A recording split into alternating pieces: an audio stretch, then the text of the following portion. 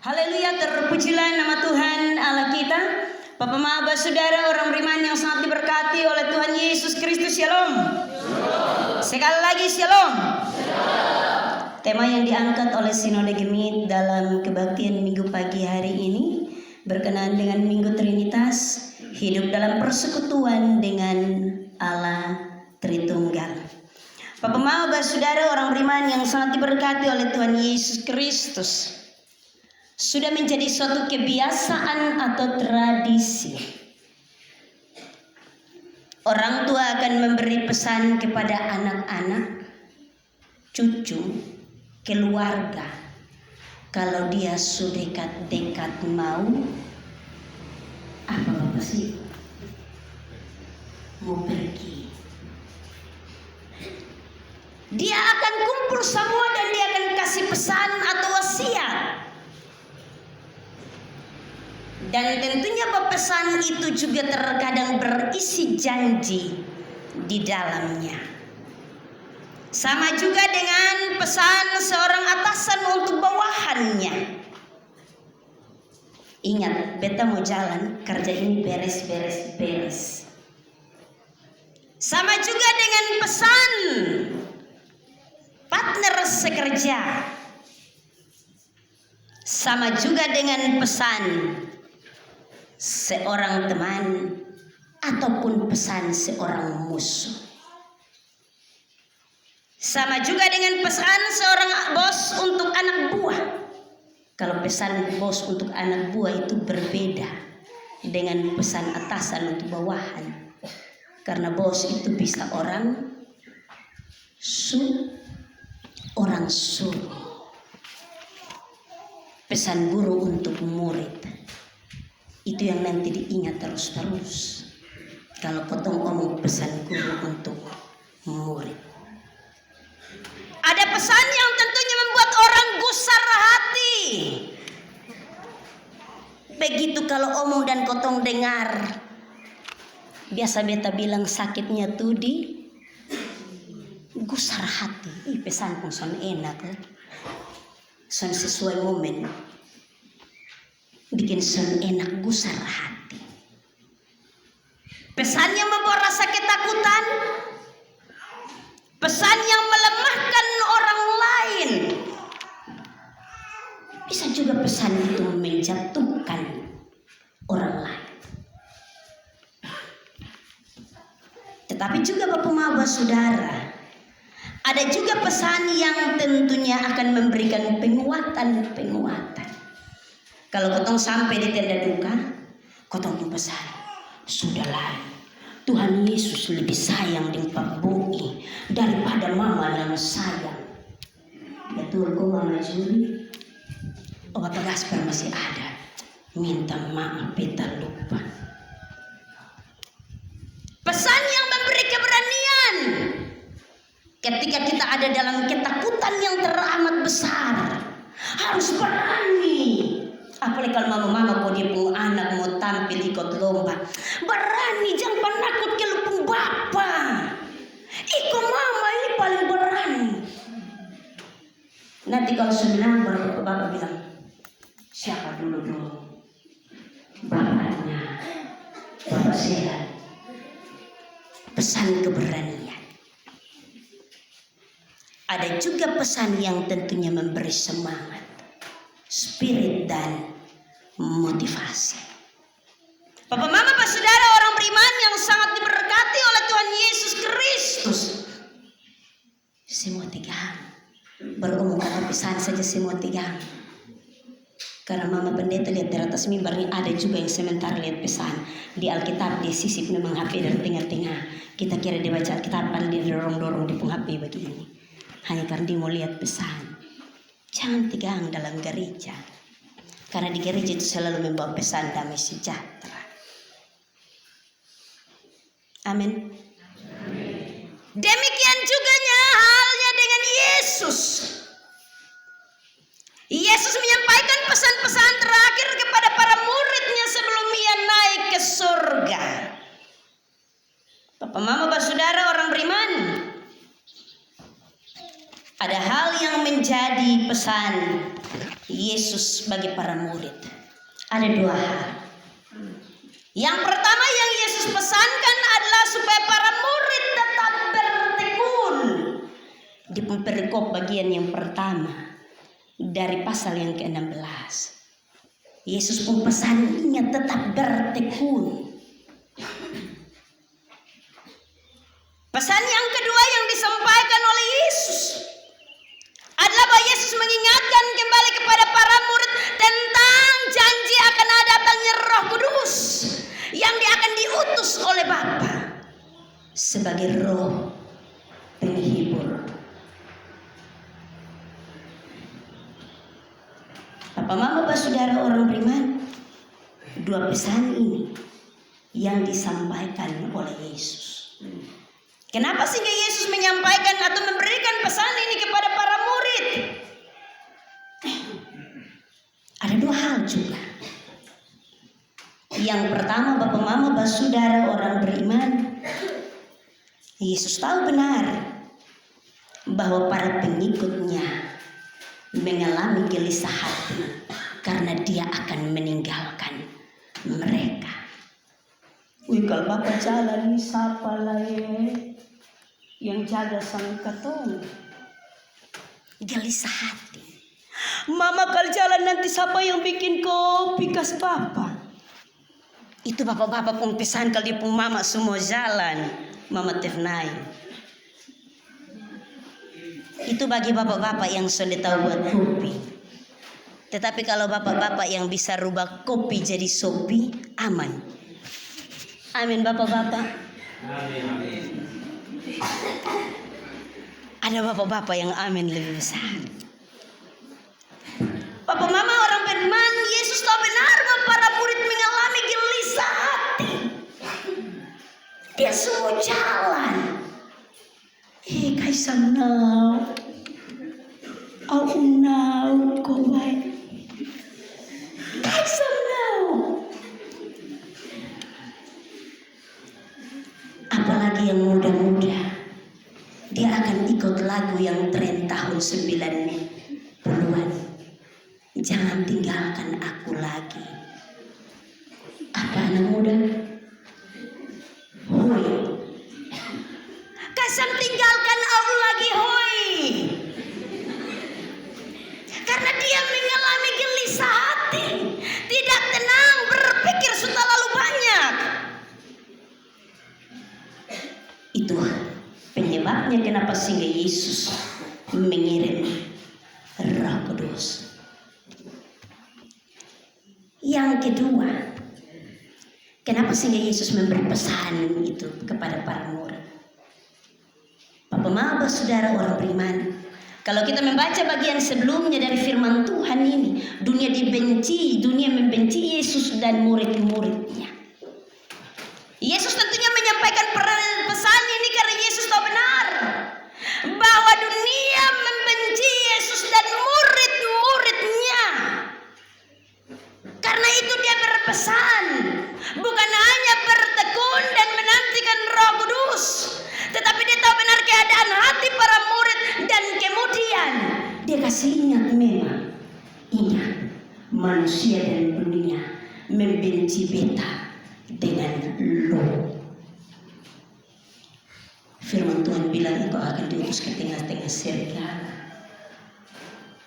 Jadi soal untuk para murid.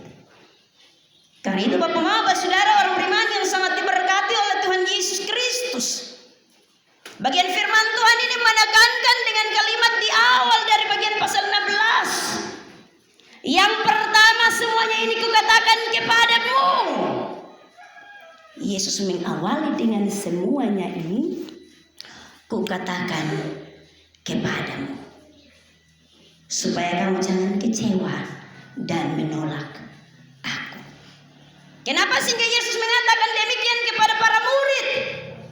Tidak gampang ketika kita bertekun menjadi orang percaya. Tidak gampang ketika kita bertekun mengikuti Yesus. Tidak gampang ketika kita bertekun melayani. Bukan hal yang gampang. Karena itu Yesus menjaga supaya mereka jangan kecewa dan menolak dia ketika berhadapan dengan pergumulan itu. Yesus bilang semuanya ini kukatakan kepadamu. Artinya bahwa dari awal dia pesan, dia suka kasih tahu. Supaya jangan ada yang kecewa dan menolak aku. Yesus tahu benar bahwa ketika nanti berhadapan dengan dunia, kata firman Tuhan pada bagian ayat yang kedua dan bagian ayat yang ketiga, kamu akan dikucilkan, bahkan akan datang saatnya bahwa setiap orang yang membunuh kamu akan menyangka bahwa ia berbuat baik, bakti bagi Allah. Mereka akan berbuat demikian karena mereka tidak mengenal baik Bapa maupun aku. Yesus mengatakannya demikian karena manusia dan dunia membenci Yesus dan para murid. Papa, mama, pak, saudara, orang beriman, ini merupakan penegasan. Pesan yang di dalam isinya berisi penegasan. Karena itu Yesus ulang yang kedua kali kepada para murid. Dia bilang, tetapi semuanya ini kukatakan kepadamu. Dia double. Tetapi dia pakai kata tetapi di depan. Tetapi semuanya ini kukatakan kepadamu. Orang lain dia sudah kasih tahu, tetapi dia kasih tahu sang potong. Tetapi semuanya ini kukatakan kepadamu supaya kamu ingat. Dia bilang supaya itu menjadi pengingat, supaya ingat baik-baik.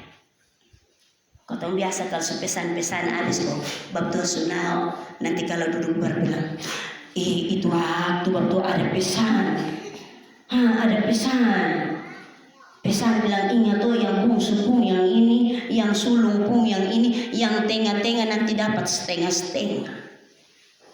Supaya kotong ingat itu pesan. Supaya para murid ingat baik-baik itu pesan. Tetapi semuanya ini sudah kukatakan kepadamu. Bapak, mama, pak, saudara, orang beriman yang sangat diberkati Tuhan. Yesus menyampaikan pesan ini sebagai pengingat kepada para murid ketika itu. Membuktikan suatu relasi kedekatan antara Yesus dan para murid. Dan hanya orang-orang terdekat kita yang akan mengingatkan kita. Ini boleh atau sorry. Ini bikin atau tidak usah. Berani atau tidak. Dan seterusnya. Karena orang-orang terdekat akan menjaga kita dengan hubungan dan relasi. Yesus bukan hanya mengingatkan untuk bertekun, tetapi kata firman Tuhan dia juga mengingatkan bahwa Bapa menjanjikan penghibur yaitu Roh Kudus. Ini merupakan pesan yang sangat menguatkan bagi para murid. Dalam bertekun berhadapan ketika dikucilkan, bahkan akan datang saatnya kita akan dibunuh dan orang merasa itu perbuatan baik. Tetapi Yesus bilang bahwa jangan gusar hati, jangan gelisah hati, karena Bapa menjanjikan penghibur atau Roh Kudus. Roh Kudus adalah salah satu pribadi dari Allah Tritunggal. Jangan sampai kau bilang Allah Bapa, Allah Anak, Allah Roh Kudus. Orang Kristen itu dia ada 3 Allah memang ya. So Allah Bapa, Allah Anak, Allah Roh Kudus. Dia merupakan pribadi yang sama, yang datang dari Allah, keluar dari Allah, yang merupakan Allah sendiri. Allah sendiri yang datang ke tengah-tengah kehidupan para murid. Yesus menjelaskan dengan detail tentang pekerjaan Roh Kudus sebagai penghibur. Dia bukan hanya paksa kita bilang bertekun. Tetapi Yesus memberitahukan bahwa Roh Kudus yang akan datang dengan pekerjaan, dengan visinya. Yang pertama, Roh Kudus datang sebagai penghibur. Penghibur itu bukan hanya untuk yang gusar hati, tetapi penghibur kepada semua orang percaya. Istilah roh dalam bahasa Ibrani kau mesti belajar. Ruah. Roh atau ruah. Ruah kalau kau artikan dalam bahasa Indonesia dia sama seperti angin, sama seperti nafas, Jangan sampai pulang cuma bapak-bapak bilang, mak ini bepuro. Pulas di sini. Itu hanya ada di Penetua yang 9. Roh atau nafas atau angin atau kuasa ilahi. Dalam bahasa Yunani, pneuma yang artinya roh sebagai pemberi kehidupan yang tak terlihat. Sedangkan kata kudus artinya suci, tidak bercacat, tidak bercela. Dia adalah Allah sendiri.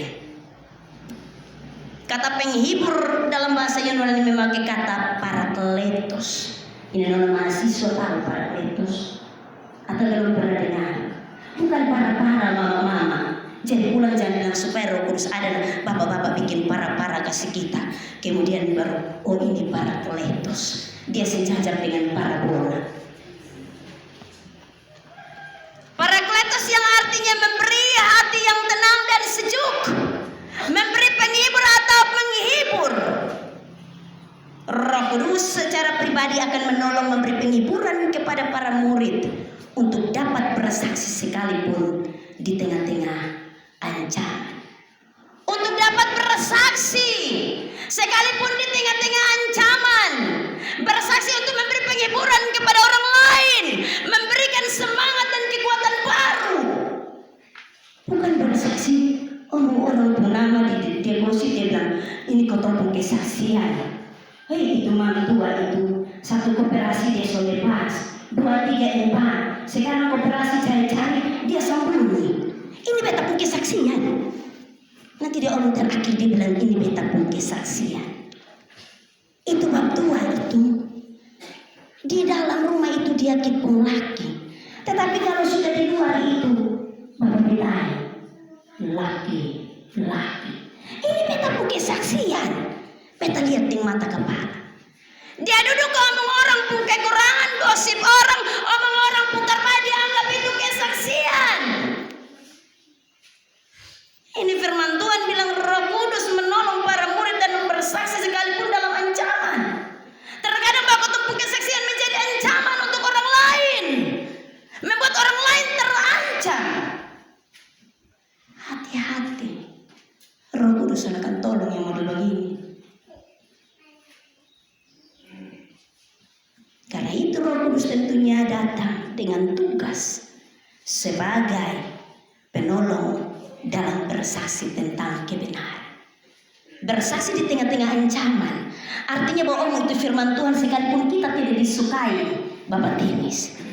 Omong saja sebagai teguran, sebagai nasihat, omong sekalipun nanti sebentar pulang.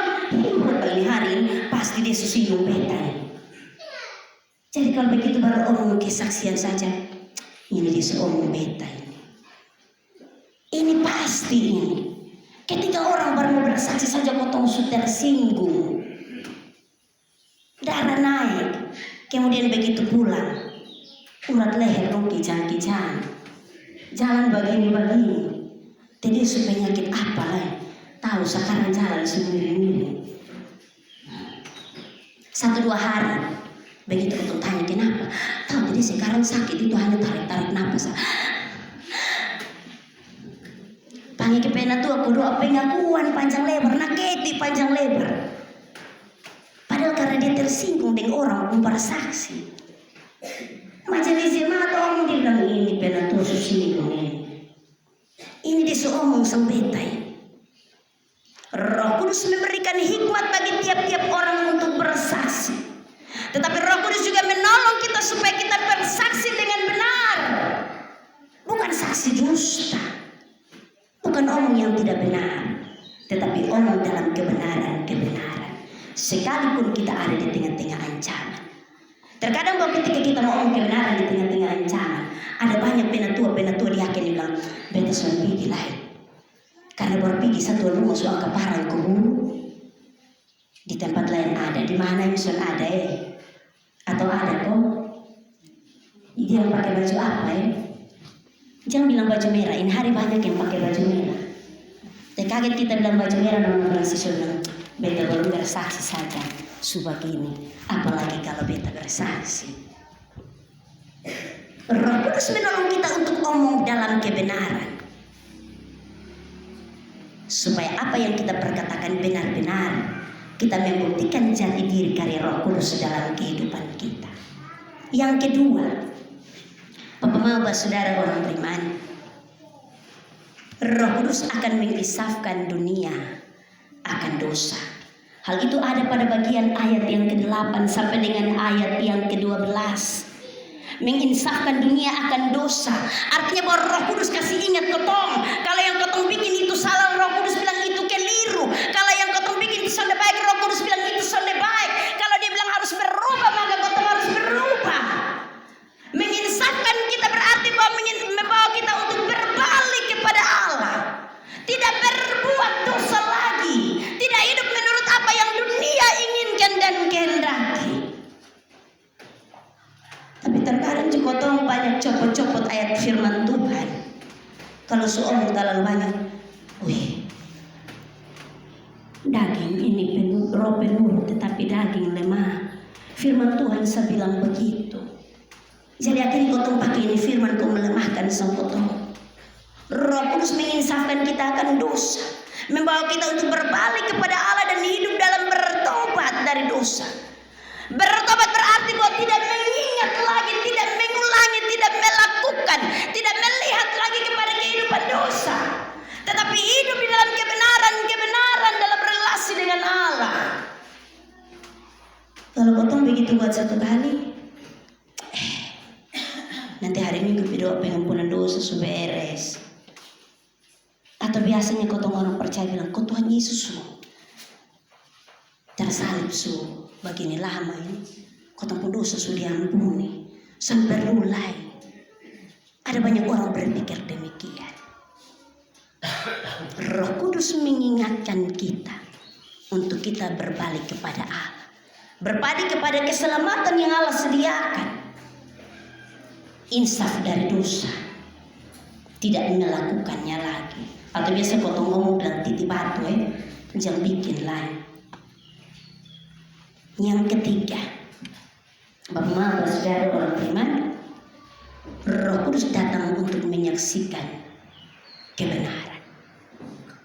Roh Kudus hanya datang untuk menyaksikan kebenaran pada bagian ayat yang ke-13. Apabila ia datang yaitu roh kebenaran, ia akan memimpin kamu ke dalam seluruh kebenaran, sebab ia tidak akan berkata-kata dari dirinya sendiri, tetapi segala sesuatu yang didengarnya itulah yang akan dikatakannya, dan dia akan memberitakan kepadamu hal-hal yang akan datang.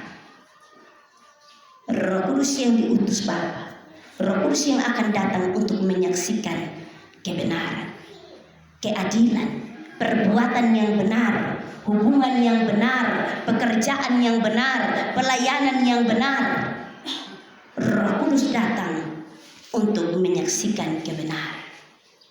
Kebenaran tentang Kristus yang adalah Tuhan dan Juru Selamat.